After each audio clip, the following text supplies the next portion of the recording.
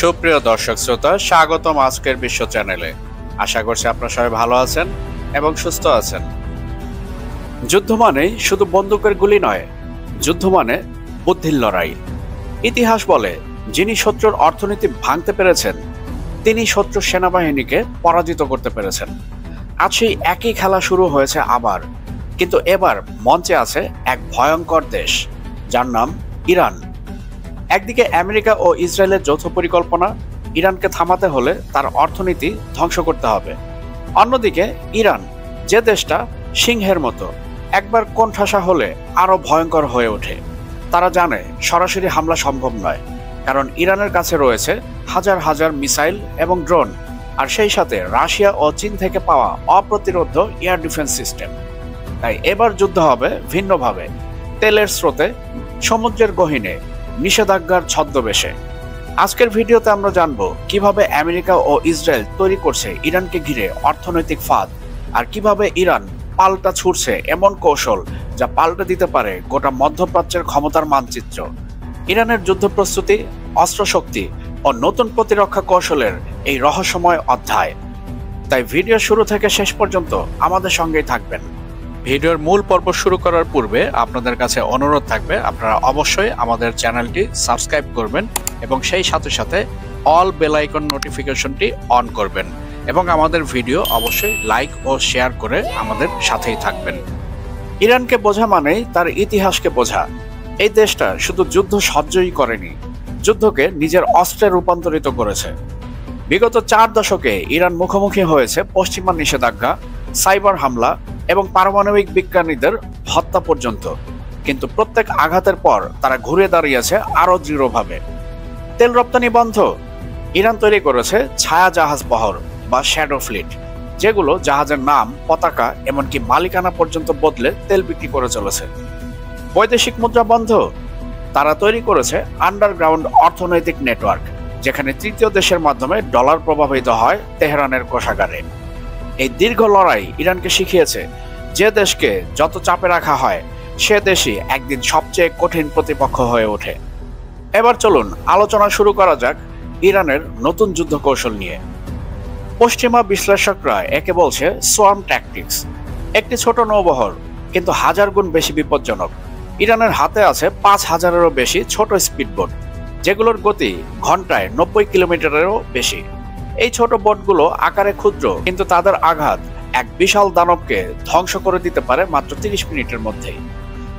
জুলফিকার শ্রেণীর স্পিডবোট বিশ্বের প্রথম ছোট নৌযান, যা ভার্টিক্যাল লঞ্চ সিস্টেম থেকে অ্যান্টি এয়ার মিসাইল ছুটতে পারে।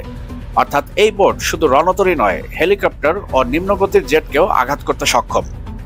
হামিদি ক্লাস ও B class boat rocket launcher, heavy machine gun এবং টর্পেডো সহ সুসজ্জিত। যুদ্ধের সময় 100 থেকে 200 এমন বোট একসাথে আক্রমণ চালালে কোনো রণতরীর প্রতিরক্ষা ব্যবস্থাই টিকে থাকতে পারবে না। সেই সাথে রয়েছে সাবমেরিন বাহিনী। ফাতেহি ও গাদির শ্রেণীর মিনি সাবমেরিনগুলো অগভীর পানিতে শত্রুর গতিবিধি নজরে রাখে। এই সাবমেরিনগুলো 533 মিলিমিটার টর্পেডো ছুটতে পারে এবং স্বয়ংক্রিয় নৌ মাইন বসাতে পারে। 2023 সালে একবার ইরানের একটি ফাতেহি সাবমেরিন হরমুজ প্রণালীতে একটি মার্কিন পারমাণবিক সাবমেরিনকে শনাক্ত করে ফেলে, যা ছিল যুক্তরাষ্ট্রের জন্য এক বিশাল গোয়েন্দা ব্যর্থতা। আর এরপরই নড়েচড়ে বসে পেন্টাগন। এবার চলুন আকাশ প্রতিরক্ষা ব্যবস্থায়। ইরান রাশিয়ার কাছ থেকে সম্প্রতি পেয়েছে S-400 আকাশ প্রতিরক্ষা ব্যবস্থা এবং সেই সাথে সাথে MiG-29 ও Su-35 এর মতো উন্নত ফাইটার জেট।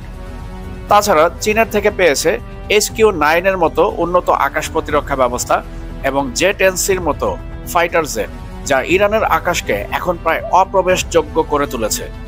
এই সিস্টেমগুলো যুক্তরাষ্ট্রের সবচেয়ে উন্নত ড্রোন ও মিসাইলকেও মাঝ আকাশে থামিয়ে দিতে সক্ষম। এছাড়া ইরানের হাতে রয়েছে হাজার হাজার স্বদেশী ড্রোন, শাহেদ, মহাজের, আরাশ। এরা শুধু নজরদারি নয়, নিয়ন্ত্রিত হামলার শক্তিশালী অস্ত্র হিসেবেও ব্যবহৃত হচ্ছে। বন্ধুগণ, এবার আমরা আলোচনা করব কিভাবে ইরান 30 মিনিটের ফাঁদ তৈরি করতে সক্ষম। পেন্টাগনের ভাষায় একে বলে মাল্টি ডোমেন স্যাচুরেশন স্ট্রাইক, কিন্তু ইরানের সামরিক কৌশলবিদরা এটাকে বলে অদৃশ্য মৃত্যু। ধরুন, একটি মার্কিন রণতরী পারস্য উপসাগরের শান্ত পানিতে প্রবেশ করল। তার চারপাশে আরো বিভিন্ন নৌযান, রাডার, স্যাটেলাইট সব নজরদারি চলছে। তবুও পানির নিচে লুকিয়ে রয়েছে 20টি ছোট সাবমেরিন, আর উপরে ছুটে আসছে শতাধিক স্পিডবোট। প্রথম 5 মিনিটে স্পিডবোটগুলো শুরু করবে রকেট হামলা। দ্বিতীয় 10 মিনিটে আকাশ থেকে নেমে আসবে ড্রোন স্কোয়াড, যারা একসাথে 50টি অ্যান্টিশিপ মিসাইল ছুটতে সক্ষম। তারপর পানির নিচ থেকে সাবমেরিন টর্পেডো ছুড়বে রণতরীর বেল্টে, আর শেষ 10 মিনিটে রণতরীটি পরিণত হবে আগুনের এক খণ্ড লোহায়। এটাই ইরানের অসম যুদ্ধ কৌশল, বড় বাহিনী নয়, একযোগে ক্ষুদ্র কিন্তু সমন্বিত আঘাত। বিশ্লেষকদের মতে পারস্য উপসাগরের অগভীর পানি মার্কিন রণতরীর জন্য এক দুঃস্বপ্ন, কারণ সেখানে মার্কিন বড় সাবমেরিনগুলো প্রবেশ করতে পারবে না। বিশাল বিমান বাহিনী জাহাজগুলো ওই এলাকায় সহজে ঘুরতে পারে না, সাবমেরিন নামানো ঝুঁকিপূর্ণ। অন্যদিকে ইরান সেখানকার প্রতিটি ঢেউ, প্রতিটি প্রবাহ নিজের মতো করে চেনে। অর্থাৎ যুদ্ধ শুরু হলে প্রথম 30 মিনিটেই ইরান তার ভূখণ্ডের চারপাশে অদৃশ্য জাল ছড়িয়ে রাখবে, ড্রোন, মিসাইল, সাবমেরিন ও স্পিডবোটের এক সমন্বিত মৃত্যু ঘণ্টা। এবার প্রশ্ন হলো, কেন সবাই ইরানের নৌবাহিনীকে ভয় পায়? আজ বিশ্বে প্রায় প্রতিটি নৌবাহিনী ইরানের সঙ্গে সরাসরি সংঘাতে যেতে ভয় পায়, কারণ ইরান যুদ্ধ করে নিজের মাটিতে, নিজের নিয়মে। তারা জানে যুদ্ধ মানে শুধু আগুন নয়, যুদ্ধ মানে বিভ্রান্তি, ভয় ও মানসিক চাপ। যখন কোনো মার্কিন নৌকর্মী জানে তার নিচের পানির অন্ধকারে লুকিয়ে থাকতে পারে একটি আত্মঘাতী ড্রোন বোট, তখন তার আত্মবিশ্বাস ভেঙে পড়ে। এই মানসিক প্রভাবই ইরানের সবচেয়ে বড় অস্ত্র। এ কারণে মার্কিন প্রতিরক্ষা বিশ্লেষকরা বলছেন, ইরানের নৌবাহিনী এখন বিশ্বে সবচাইতে অনির্দেশ্য, আর সেই অনির্দেশ্যতাই তাদের সবচেয়ে বড় শক্তি। সংক্ষেপে বলতে গেলে ইরানের কৌশল 3টি স্তরে দাঁড়িয়ে। প্রথমত, অর্থনৈতিক যুদ্ধ, নিষেধাজ্ঞা ও বাণিজ্য ফাঁকি দিয়ে নিজস্ব অর্থনীতি তৈরি করা। দ্বিতীয়ত, প্রযুক্তিগত স্বনির্ভরতা, বিদেশি প্রযুক্তি না পেলে নিজেরাই তাদের নিজস্ব প্রযুক্তি তৈরি করে স্বনির্ভরতা অর্জন করেছে। এবং তৃতীয়ত, অসামঞ্জস্যপূর্ণ যুদ্ধনীতি, যেখানে ছোট শক্তিও বিশাল সাম্রাজ্যের বিরুদ্ধে লড়তে পারে।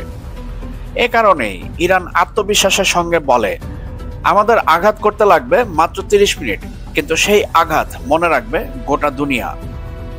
মার্কিন রণতরীর ভয় চলে এসেছে। একটি ফাঁদ তৈরি হয়েছে পারস্য উপসাগরের নীরব জলরাশিতে। 30 মিনিটের ভয়ঙ্কর কৌশল এখন শুধুই এক কাল্পনিক গল্প নয়, এটি ইরানের কৌশলগত উদ্ভাবন, ধৈর্য ও আত্মবিশ্বাসের প্রতীক। আস্তে আস্তে পরিবর্তন ঘটছে। বড় বাজেট ও বড় যুদ্ধজাহাজের শক্তি থেমে যাচ্ছে ছোট বড় অস্ত্র ও কৌশলের সামনে। এখন সময় এসেছে প্রশ্ন করার, কে সত্যিকার অর্থে ক্ষমতায় আছে? তারা যাকে ভয় দেখায়, নাকি তারা যাকে দেখেনি? এই গল্পের শেষে জানবে গোটা বিশ্ব। বন্ধুগণ, ইরানের এই সামরিক সক্ষমতা সম্বন্ধে আপনাদের মতামত কি? আপনাদের মূল্যবান মতামত অবশ্যই কমেন্টের মাধ্যমে আমাদেরকে জানাবেন। বন্ধুগণ, আজকের বিশ্ব আপনাদেরকে সঠিক সংবাদ প্রদানের জন্য বদ্ধপরিকর।